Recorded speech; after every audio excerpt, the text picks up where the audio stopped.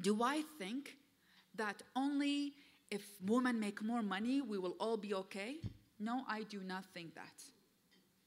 As a matter of fact, I fully believe that access to knowledge and education, plus access to resource and control over resource, leads to lasting change. And that is the premise of what I work on a day-to-day basis through Women for Women International.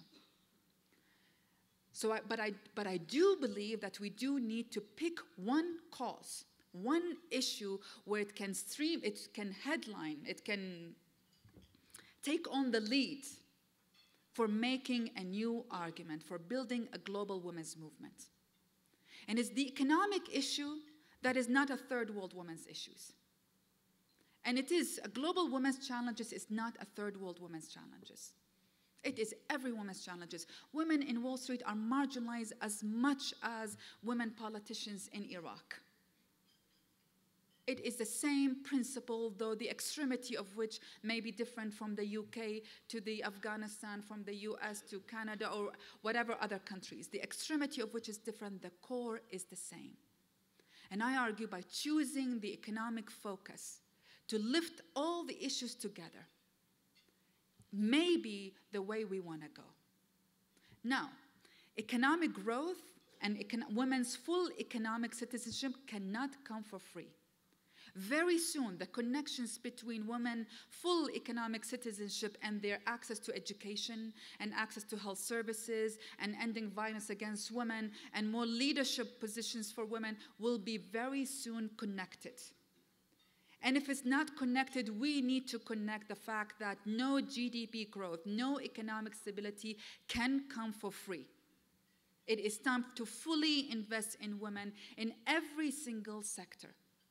It is time for us to weave the stories of maternal mortality, to trafficking against women, to women's educations or girls' education, to violence against women, to representation, all in one big story that makes sense and that can appeal to new audience, not only to us, to women who have never thought about this issue or could not afford to think about this issue, to men who we need them to be partners in leading that or in pushing that forward. It is time to create one single voice for all of us without changing our missions, without changing our focuses. But it's time for us to come outwardly as one united front. For change to happen, I argue that there are three issues that need to be addressed. One is leadership.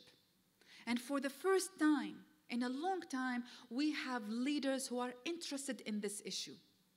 In the earlier session, it was talked about how there are few corporations, Goldman Sachs or Nike or different, who are taking the leadership on these issues, and others are not sure whether they can jump in. I think we need to make more incentives for other leaders in the private sector, in government sector, nonprofit sector, in the civil society sector, to join and promote a full global women's issues, global women's movement.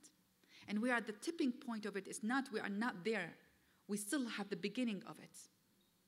For a global movement to take energy, we need public mobilization. And that we are nowhere near, in my opinion. That we still have a numbness to violence against women or women's marginalization. We are not outraged at it.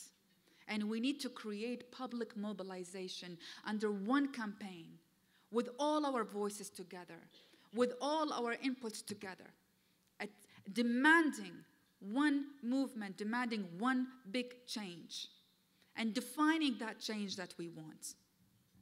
And last but not least, for change to happen, we, the people in question, the very people who are marginalized, need to work much more with each other. We need to create safe communities for each other. We need to compete less and collaborate more. We need to support each other, celebrate each other, and less of putting each other down. We need to lift each other. We need not to compete on the one seat that is available at the decision-making table, but fight together to make it half of the seats at the decision-making table.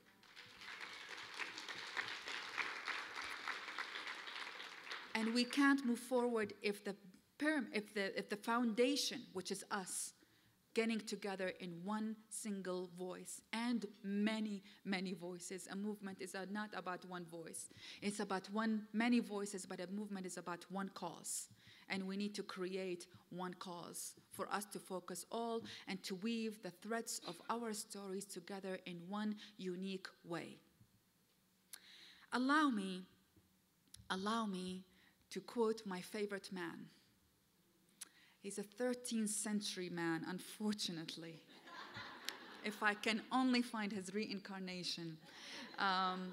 But working with men is something that is very important. And at Women for Women International, we worked much with men, from military commanders to imams, military commanders in Congo to imams in Afghanistan. And whenever we open the dialogue with them, we've always seen a good reaction and good input, and we were able to gain allies and not make more enemies.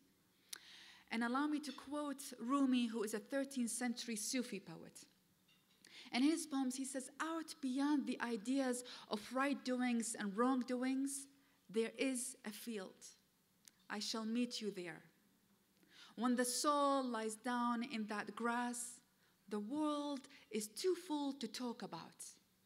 Ideas, language, even the phrase each other no longer makes any sense. My sisters, it is time.